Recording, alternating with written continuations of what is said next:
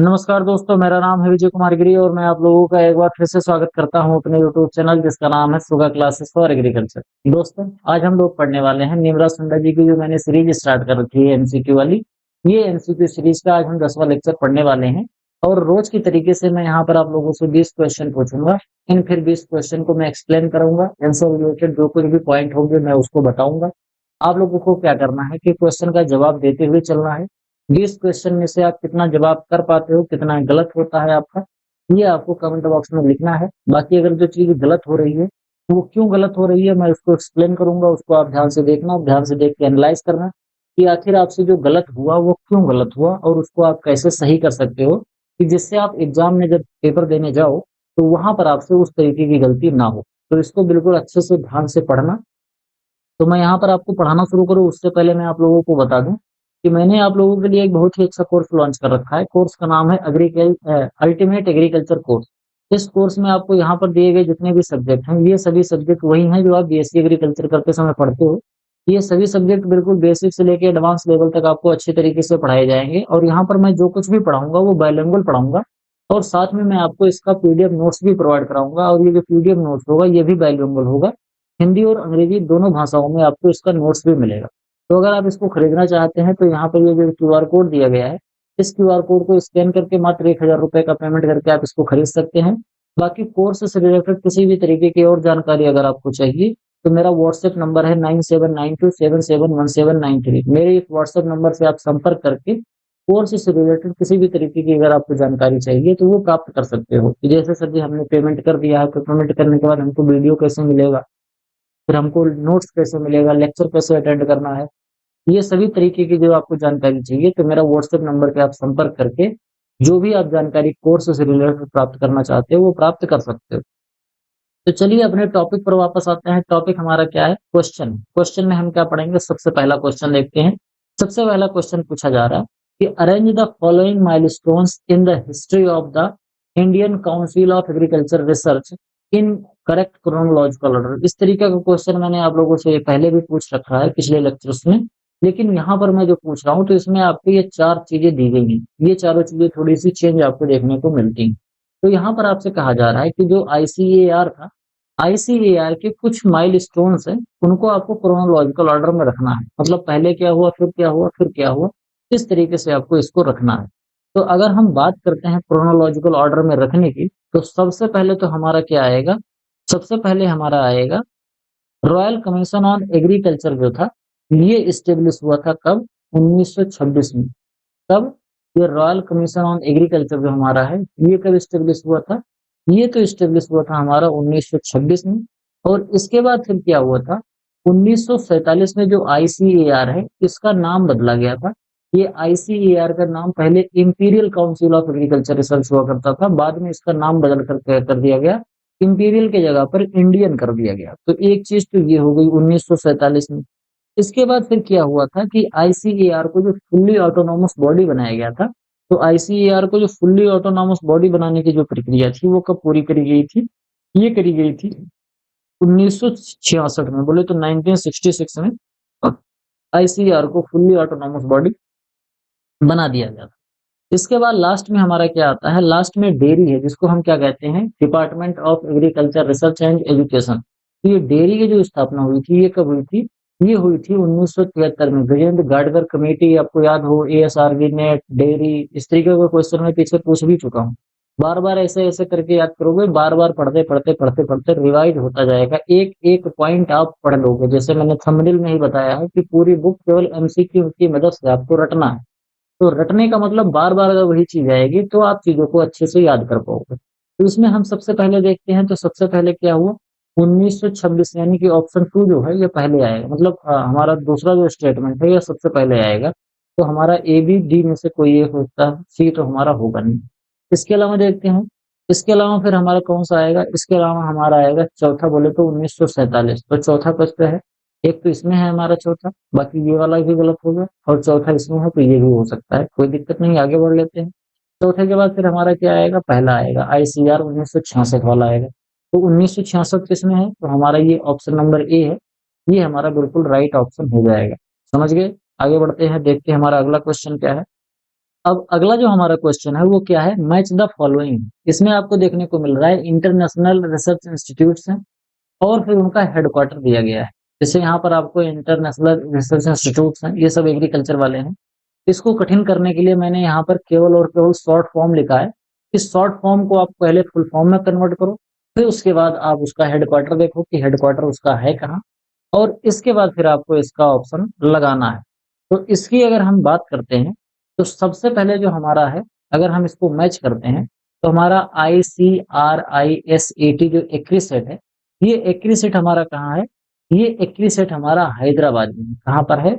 ये हमारा हैदराबाद में है। तो मतलब ए जो है वो हमारा थर्ड पे चला जाएगा। इसके बाद इकार्डा की बात करें, ICARDA, तो ये इकार्डा है। इकार्डा कहाँ पर है? ये 19 ये जो हमारा इकार्डा है, ये अलिप्पो सीरिया में है। तो अलिप्पो सीरिया कहाँ है? ये हमारा अलिप्पो सीरिया में है। इसके अलावा IITA, ये जो IITA है, ये कहाँ पर है? ये IITA हमारा कहाँ है? नाइजीरिया में है। और हमारा CIAT जो है, ये कहाँ पर है? ये कोलंबिया में है। एक काम करना, मैं यहाँ पर इसका जो फुल फॉर्म है, मैं इसका फुल फॉर्म नहीं बताऊंगा। क्यों नहीं बताऊंगा? क्योंकि इसको आपको खुद लिखना है कमेंट बॉक्स में। इन चारों का वीडियो रोक देना, इन चारों का कमेंट बॉक्स में आप फुल फॉर्म लिख के डालो। अब यहाँ पर हम देखते हैं कि ए जो है, ए हमारा थर्ड पे जा रहा है। तो ए थर्ड पे इस पे जा रहा है, इसमें नहीं जा रहा है, इस पे जा रहा है और इसमें भी नहीं जा रहा है। तो इन दोनों में से हमारा कोई एक ऑप्शन सही हो सकता है। बी देखते हैं, बी हमारा फोर्थ पे जा रहा है, तो बी यहाँ पर फोर्थ में जा रहा है, बी यहाँ पर भी फोर्थ में जा रहा है। सी देखते हैं, सी हमारा फर्स्ट पे जा रहा है, तो सी हमारा यहाँ पर सेकंड में जा रहा है, ये गलत हो गया। सी हमारा फर्स्ट पे जा रहा है, बोले तो ऑप्शन नंबर जो सी है, ये हमारा बिल्कुल राइट ऑप्शन हो जाएगा। आगे बढ़ते हैं, देखते हैं हमारा अगला क्वेश्चन क्या है। अगला क्वेश्चन जो हमारा है, ये असर्शन और रीजन बेस्ड क्वेश्चन है। इसमें अगर हम देखेंगे तो इसमें क्या कहा जा रहा है, असर्शन जो कह रहा है, अधिकथन जो कह रहा है, ये कह रहा है doctor Verghese Kurien is known as the brain behind the operation flood scheme in India. Bharat में एक बार ऑपरेशन फ्लड स्कीम चलाई गई थी, और यह ऑपरेशन फ्लड जो स्कीम है, ये दुग्ध उत्पादन से संबंधित थी। और ये दुग्ध उत्पादन के लिए, जो दूध का उत्पादन बढ़ाने के लिए ऑपरेशन फ्लड चलाया गया था, इसका जो पूरा रोड मैप तैयार करने का जो दिमाग लगाया था, वो किसने लगाया था? डॉक्टर वर्गीस कुरियन ने लगाया था। तो यहाँ पर जो हमारा अधिकथन है, ये तो बिल्कुल सही हो जाएगा, इसमें कोई दो राय वाली बात नहीं है। रीजन देखते हैं, he serve as the chairman of National Dairy Development Board. इन्होंने, ये एक समय पर जो हमारा NDDB है, जो नेशनल डेयरी डेवलपमेंट जो बोर्ड है, यानी कि आनंद गुजरात में है, इसके ये चेयरमैन हुआ करते थे। तो ये बात भी हमारी सही है, यानी कि हमारा जो रीजन है और असर्शन है, ये दोनों के दोनों ही ट्रू हैं। Both A and R is true and reason is the correct explanation of A. बोले तो यहाँ पर ऑप्शन हमारा जो ए है, ये बिल्कुल सही हो जाएगा। क्यों सही हो जाएगा?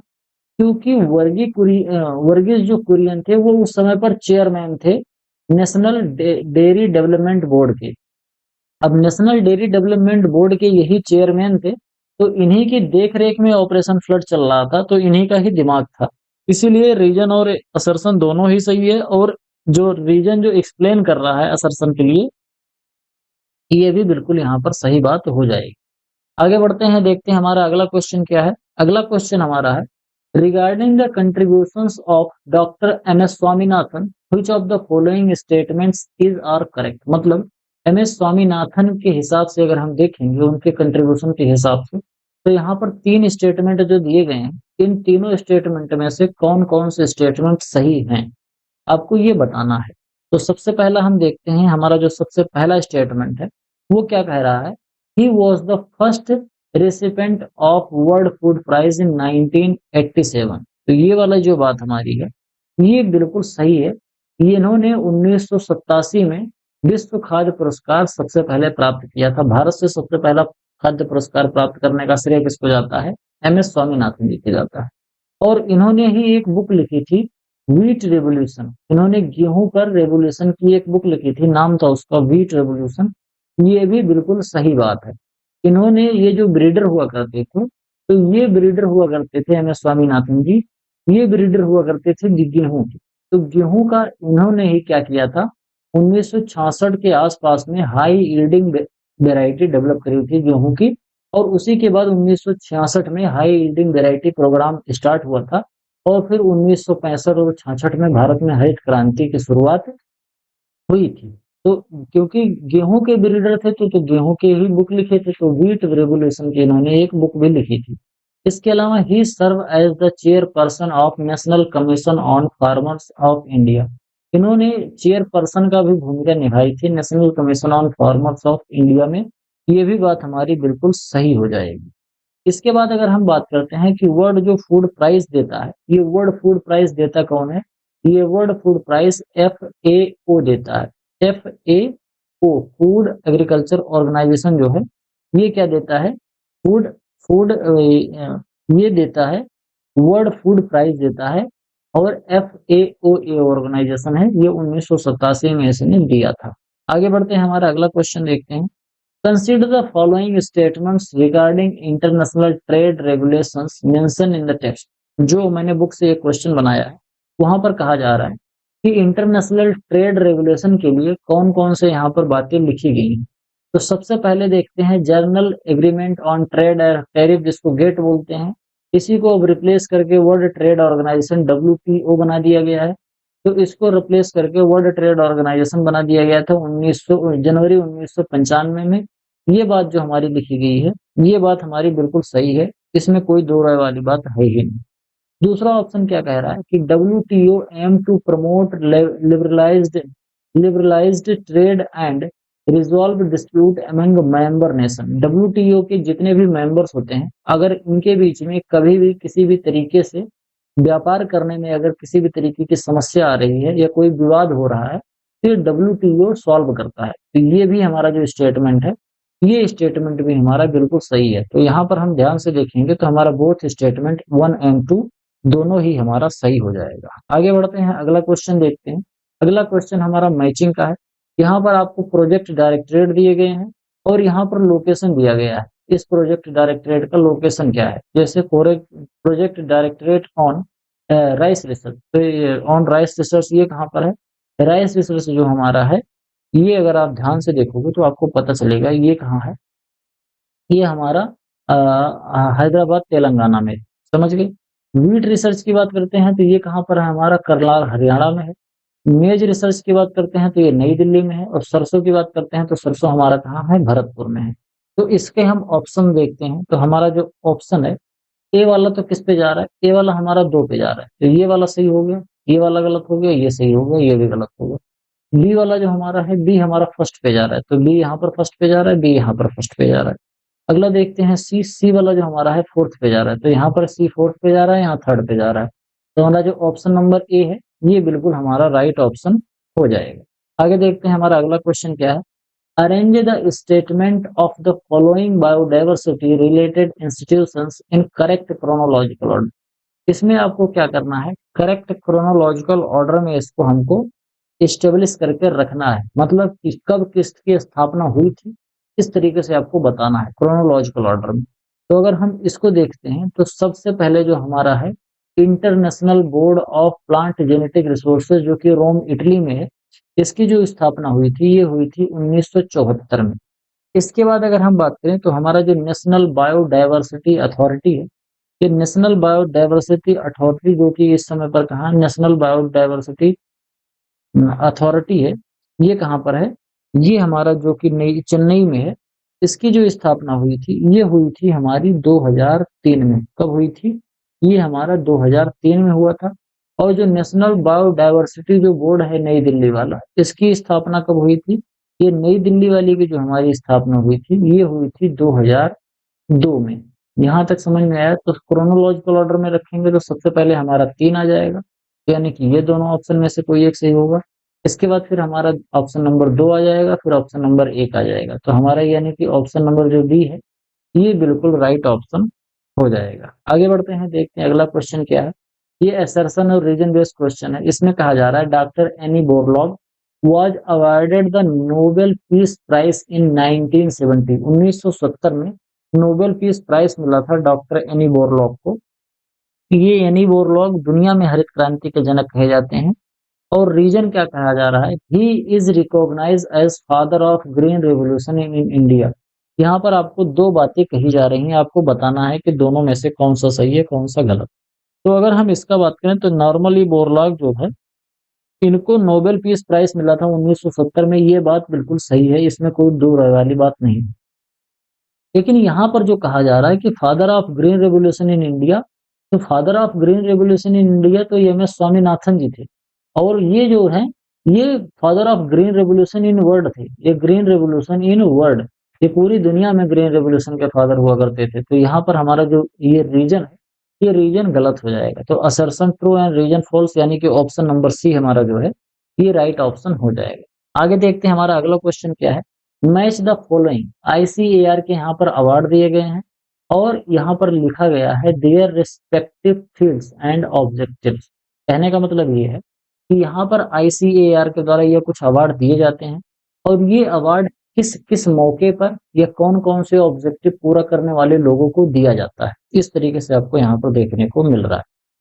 अगर मैं इसको मैच कराना शुरू करूं तो सबसे पहले हम देखेंगे जवाहरलाल नेहरू अवार्ड। ये जवाहरलाल नेहरू अवार्ड जो है, ये किस में दिया जाता है, जब कोई हाई क्वालिटी का रिसर्च करता है, पीएचडी करते समय पीएचडी किया, उसने कोई एक बहुत ही अच्छा सा रिसर्च किया, तो उसमें दिया जाता है जवाहरलाल नेहरू अवार्ड।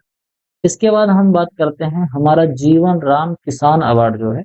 ये जीवन राम किसान अवार्ड जो दिया जाता है, ये किसमें दिया जाता है, ये दिया जाता है इनोवेटिव फार्मर्स इन एग्रीकल्चर। अगर एग्रीकल्चर में किसी किसान ने कुछ इनोवेशन किया है, कुछ नया तरीका खोजा है, तो उसको जगजीवन राम किसान अवार्ड दिया जाता है। अगला है चौधरी चरण सिंह अवार्ड। तो ये जो चौधरी चरण सिंह अवार्ड है, ये किसमें दिया जाता है, ये दिया जाता है हमारा एक्सीलेंट जर्नलिज्म में। अगर एग्रीकल्चर सेक्टर में कोई आदमी है जिसने बहुत ही अच्छा पत्रकारिता करी है, एग्रीकल्चर सेक्टर में ध्यान रखना, तो अगर एग्रीकल्चर सेक्टर में उसने बढ़िया पत्रकारिता करी है, तो उस कंडीशन में उसको दिया जाता है जर्नलिज्म वाला अवार्ड। इसके अलावा हमारा पंजाब राव देशमुख जो अवार्ड है, तो ये पंजाब राव देशमुख अवार्ड किसके लिए दिया जाता है, वुमेन एग्रीकल्चरल साइंटिस्ट, जो कृषि की वैज्ञानिक महिलाएं हैं, यानी कि महिला जो कृषि वैज्ञानिक है, वो जब कोई एक अच्छा काम करती हैं तब उनको इस तरीके का अवार्ड दिया जाता है। तो इसमें क्या हो रहा है, ए जो है ये हमारा 4 पे जा रहा है, ए4 पे ये वाला गलत हो गया, ये गलत हो गया। ऑप्शन ए और बी में से कोई एक सही होगा। जगजीवन राम किसान अवार्ड ये तीसरे पे जा रहा है, बोले तो बी जो है ये तीसरे पे जा रहा है, ये सही हो सकता है और ये गलत हो गया। तो हमारा यही बिल्कुल राइट ऑप्शन हो जाएगा, यानी कि ऑप्शन नंबर ए जो हमारा है, ये बिल्कुल सही ऑप्शन हो जाएगा। आगे देखते हैं हमारा अगला क्वेश्चन क्या है। Which of the following specialised national research centre और इंस्टीट्यूट्स इज इनकरेक्टली मैच। यहाँ पर ढेर सारे आपको एनआरसी दिए गए हैं, नेशनल रिसर्च सेंटर, और इसके साथ साथ कुछ इंस्टीट्यूट्स भी दिए गए हैं। आपको बताना है कि इनकी लोकेशन और ये जो दिए गए हैं, इनमें से कौन सा इनकरेक्ट है। तो अगर हम इसकी बात करते हैं तो सबसे पहले तो हमारा जो एनआरसी ऑन वीट साइंस है, एनआरसी हमारा वीट जो साइंस है, ये बिल्कुल हमारा सही है, क्योंकि ये जबलपुर मध्य प्रदेश में ही है। इसमें कोई दिक्कत वाली बात इसमें कोई दिक्कत वाली बात नहीं है। अगला है NRC on women's in agriculture. NRC on women's in agriculture, ये कहाँ पर है, ये भुवनेश्वर उड़ीसा में है, ये भी बात बिल्कुल सही है। इसके अलावा national institute of organic farming, तो ये नेशनल इंस्टीट्यूट ऑफ ऑर्गेनिक जो फार्मिंग है, ये यहाँ पर चेन्नई लिख रहा है, ये चेन्नई में नहीं होगा, यही गलत हो गया। ये कहाँ पर है, ये हमारा गाजियाबाद में है। इसमें है, ये हमारा गाजियाबाद में है, जो कि उत्तर प्रदेश में पड़ता है। और हमारा national institute of agriculture marketing, जिसको नियाम बोलते हैं, ये कहाँ पर है, ये तो हमारा जयपुर में है। तो हमारी ये बात भी बिल्कुल सही हो जाएगी। तो कोई दिक्कत नहीं है, केवल एक में दिक्कत थी, और एक में दिक्कत कहाँ थी, वो हमारी दिक्कत थी ऑप्शन नंबर सी में। तो ऑप्शन नंबर सी हमारा गलत था, तो इसीलिए ये सही हो जाएगा। आगे बढ़ते हैं, गलत था तो सही हो जाएगा। अगला देखते हैं, आइडेंटिफाई द करेक्ट स्टेटमेंट। इसमें करेक्ट स्टेटमेंट को हमको आइडेंटिफाई करना है। 3 स्टेटमेंट दिए गए हैं, कौन कौन से सही हैं, कौन कौन से गलत हैं, और वो किसके लिए, एडमिनिस्ट्रेशन ऑफ आईसीआर और डेयरी के बारे में बोल रहा है। इस तरीके का क्वेश्चन मैंने पिछले लेक्चर्स में पूछा था। The union minister of agriculture serve as president of ICR, ये बिल्कुल सही बात है, इसमें कोई दो राय वाली बात नहीं नहीं है।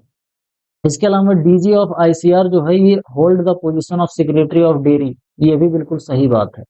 इसके अलावा जो डेयरी है, department of agriculture research and education, इसको एस्टेब्लिश किया गया था 1973 में। ये बात भी बिल्कुल सही है। ये तीनों के तीनों बात सही है। डेयरी वाली जो बात ये 73 वाली है, इसको तो अभी इसी वाले लेक्चर में मैंने एक क्वेश्चन में पूछा था। तो यानी कि हमारा जो ऑप्शन नंबर डी है, जिसमें तीनों ऑप्शन हमारे सही हैं, ये राइट हो जाएगा। आगे बढ़ते हैं। S K Vasal was awarded the World food prize in the year 2000 primarily for his research on, मतलब एस के वसल जो थे, इनको वर्ष 2000 में विश्व खाद्य पुरस्कार मुख्य रूप से उनके किस शोध के लिए दिया गया था। तो आपके ऑप्शन इस तरीके से हैं। विटामिन ए की कमी से लड़ने के लिए गोल्डन राइस इन्होंने बनाया था, इसकी वजह से, या फिर ट्रिप्टोफैन और लाइसिन से भरपूर क्वालिटी की प्रोटीन मेज बनाई थी, इसकी वजह से, या फिर सूखा प्रतिरोधी बाजरा की किस्में विकसित करने की वजह से, या फिर अर्धशुष्क उष्णकटिबंधीय क्षेत्रों के लिए उच्च उपज वाली गेहूं की किस्म बनाने के लिए। तो इसमें से अगर हम ध्यान से देखें तो हमको समझ में आएगा कि एसके जो विशाल हुआ करते थे, एसके विशाल सीमेंट में काम करते थे, CIMMYT। तो सीमेंट में जब ये काम करते थे, तो सीमेंट में काम करते समय इन्होंने क्या किया था, इन्होंने मेज की एक बहुत ही अच्छी क्वालिटी प्रोटीन वाली मेज की वैरायटी बनाई थी, जिसके अंदर ट्रिप्टोफान और लाइसिन दोनों ही अच्छी मात्रा में पाए जाते थे। तो इसी की वजह से इनको एसके विशाल को वर्ल्ड फूड प्राइज सन 2000 में मिला। तो ये हमारा जो ऑप्शन है, बोले तो ऑप्शन नंबर बी, ये बिल्कुल हमारा राइट ऑप्शन हो जाएगा। आगे बढ़ते हैं। मैच करना है। इसमें ऑर्गेनाइजेशन दिए गए हैं और इनके हेडक्वार्टर दिए गए हैं। इसको भी मैंने आपको बिल्कुल शॉर्ट फॉर्म में लिख के बताया है, तो इसका भी शॉर्ट फॉर्म में बताऊंगा नहीं, आपको कमेंट बॉक्स में लिखना होगा। यहाँ पर हम मैच कराएंगे इसके हेडक्वार्टर को। तो अपेडा जो होता है, अपेडा मैं आपको बता दूं कि agricultural and processed food product export development authority होता है। क्या होता है? Agricultural and processed food product agricultural and processed food product export development authority. अब आप इसको देखोगे तो समझ में आएगा कि सर ये क्या बता रहे हो, है ऐसा ही।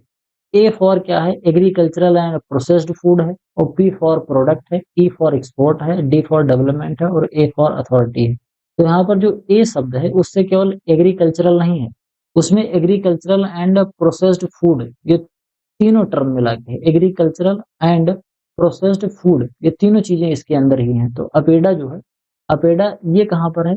अपेडा की अगर हम बात करें तो अपेडा जो हमारा है, ये है हमारा नई दिल्ली में। समझ गए? तो अपेडा कहाँ है?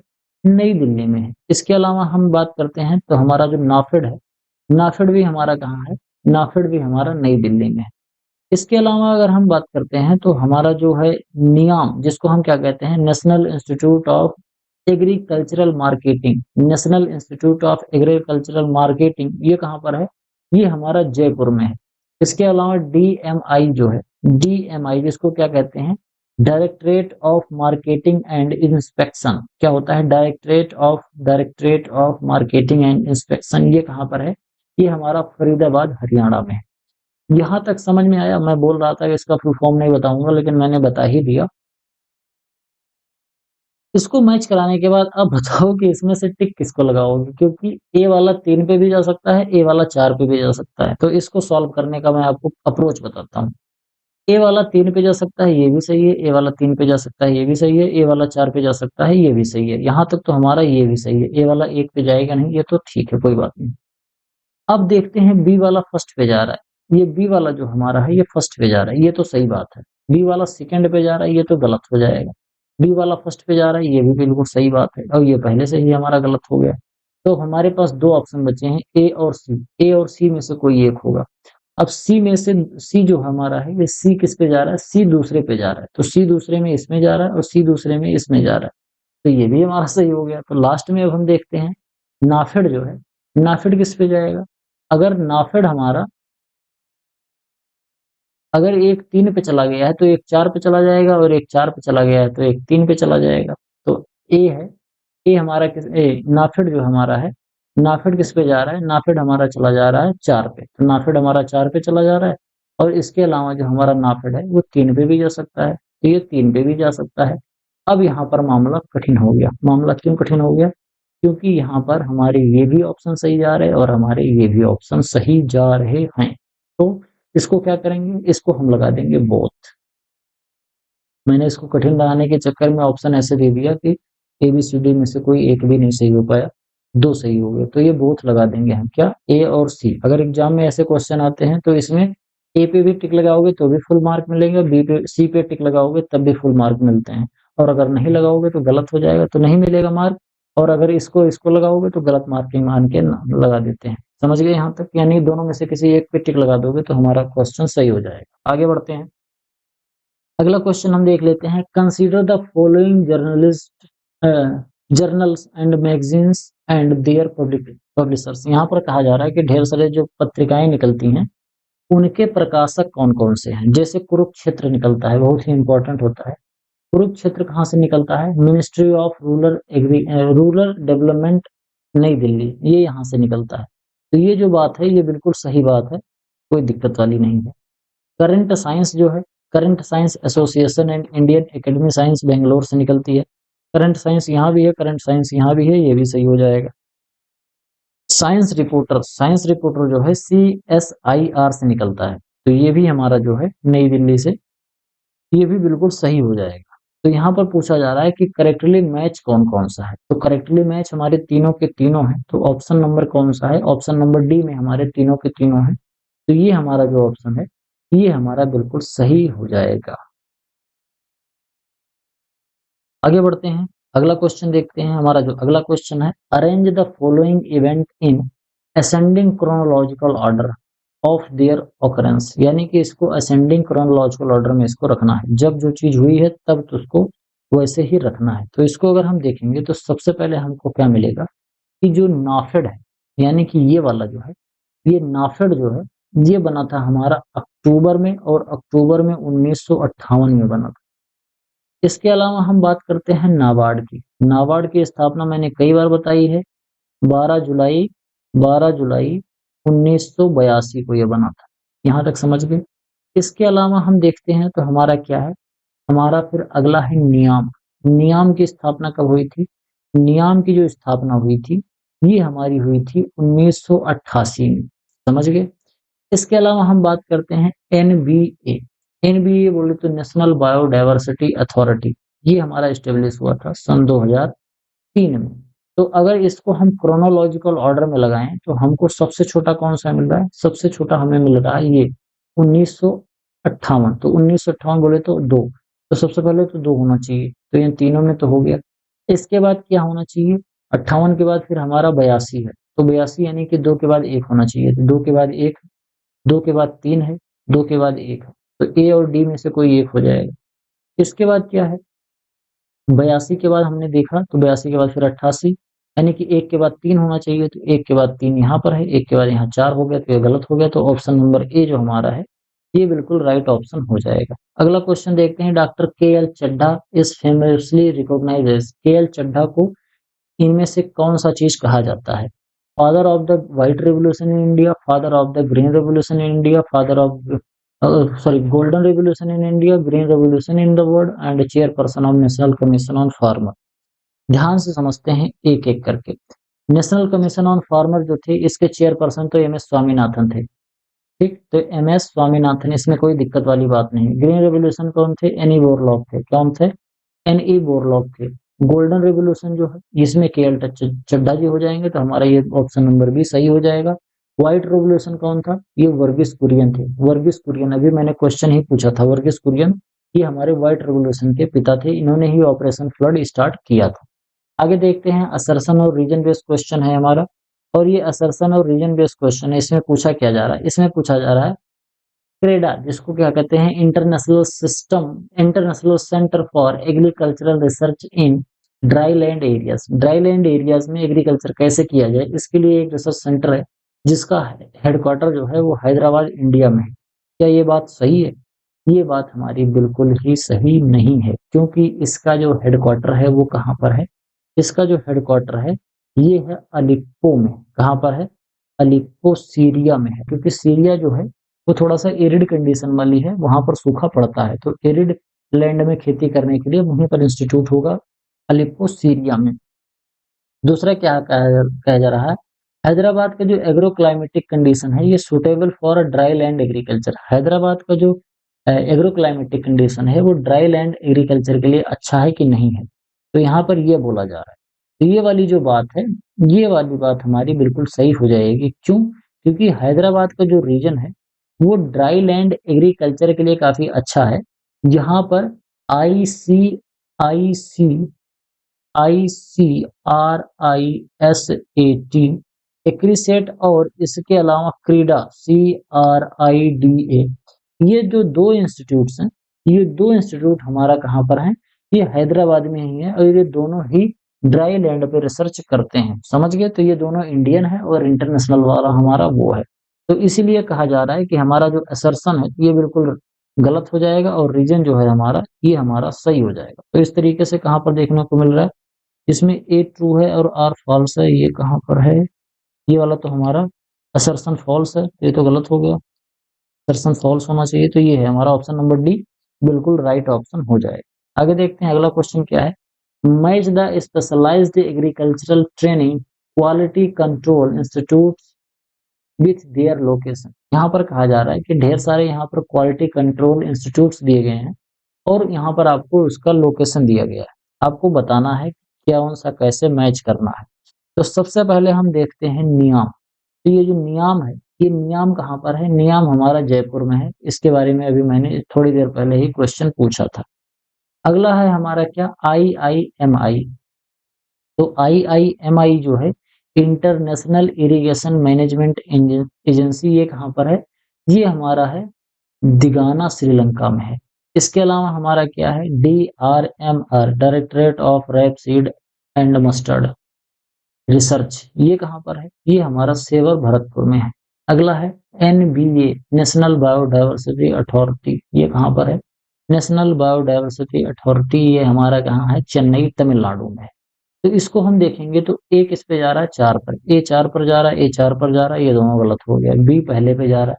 बी देखते हैं, बी पहले पे जा रहा है, ये सही हो जाएगा, ये बी गलत हो जाएगा। बोले तो ऑप्शन नंबर ए जो हमारा है ये बिल्कुल राइट ऑप्शन हो जाएगा। अगला क्वेश्चन देखते हैं। Sanjay Rajaram an international wheat breeder. Sanjay Rajaram एक गेहूं के इंटरनेशनल ब्रीडर हुआ करते थे। इनको एक प्रेस्टिजियस अवार्ड मिला था 2001 में।